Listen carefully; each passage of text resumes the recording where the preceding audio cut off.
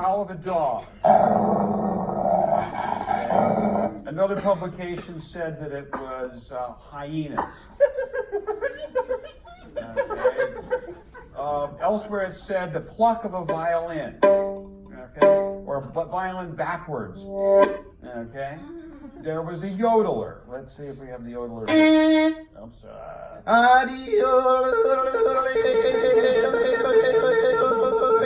It might be Lorraine Bridges, one of the sopranos, doing it in the case of Jane. An oboe or a clarinet. I don't know. A cow not milked for days. I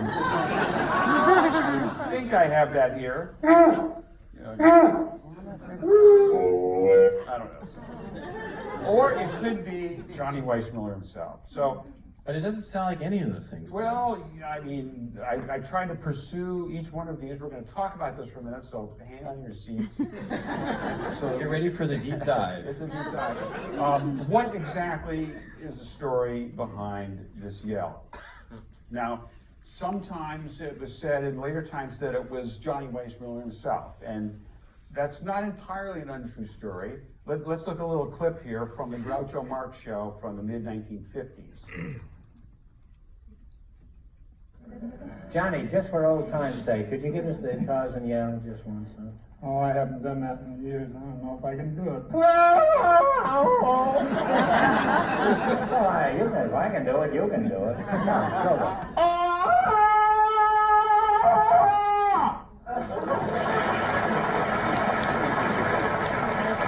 Now, that's a pretty good impression, and it was what was used pretty much later in the RKO versions, not the MGM versions, which was undoubtedly himself.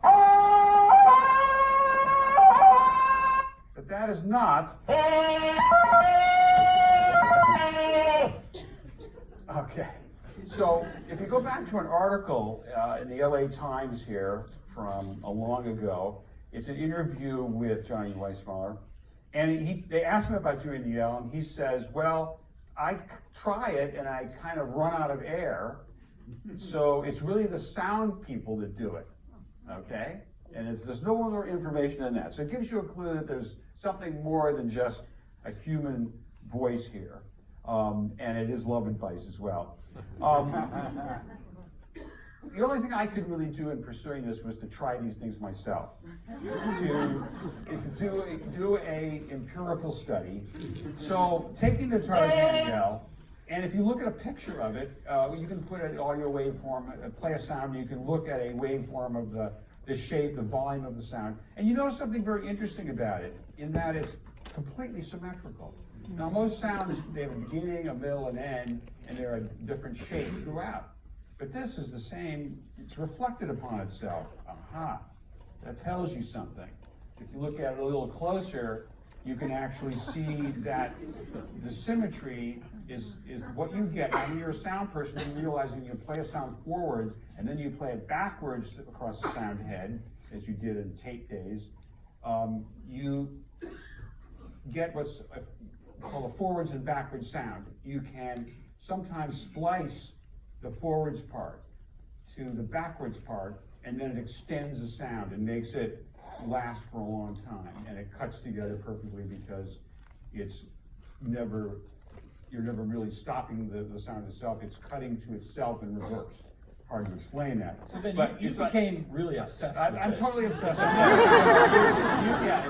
with You made it your mission to find out how this was done. Yeah, and so I know we have to show the movie today, and others.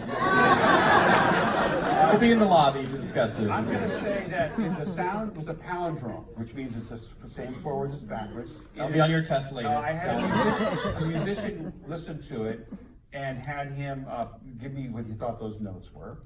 And I brought in some people to record and to see what they could do in this regard. Tried some of these things.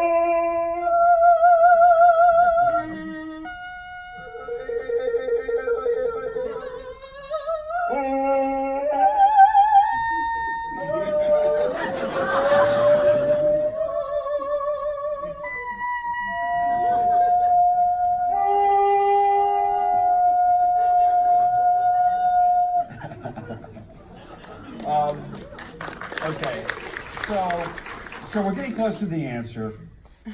If you take the one gentleman in there who could do a yell, and you record him just doing the first note, like that, and you take that note and you reverse it and cut it to itself,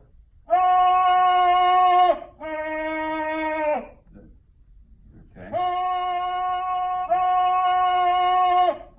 And what happens when you do that, the voice is just as strong at the beginning as it is at the end. You don't run out of air. So it goes up strong, stays strong, and goes out strong. So it's something kind of superhuman. You can't really do that. But that was key to give it kind of the force involved in it. But it was those high notes, that yodeling part of it, that no one could hit that range. A yodeler couldn't do it, a singer, a male voice. It had to be something else. What was it? Well, What is the secret, Ben? okay, I got this. Drum roll, please. Drum roll, please. I manufactured here's the original. Okay, and here's my best I could do. Okay. So the answer is.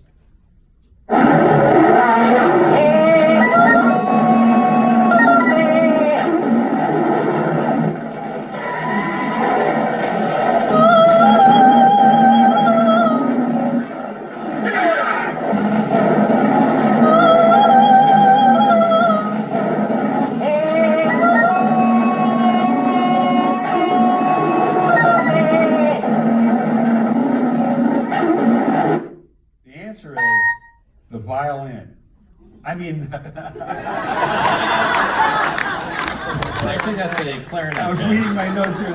Is that a violin? That's a clarinet, Ben. Okay, which would make sense because this is the jazz age of the 30s, right? I'm trying to help you out here. Ben, I'm throwing you a bone here. Jazz era? Yeah, the jazz era. You're right. Well, why not? It had been, at another time, it might have been an electric guitar in the 1950s, like with War of the Worlds, taking the most exotic, new, popular instrument and using it. So I'm guessing, almost certainly, that it was the clarinet. And that clue came from Denny Miller, who played one of the latter-day Tarzans back in 1959. And I spoke to him, and he said, oh yeah, I asked the sound people about it. And he said, has somebody done it with a woodwind or something? And that's what he said. So that was really the clue to try that clarinet to hit those notes. So I blew the punchline, but Craig, what do you have to say about the awards that Stone got? Well, this is the team that did Tarzan movies, and we have the gang here, the sound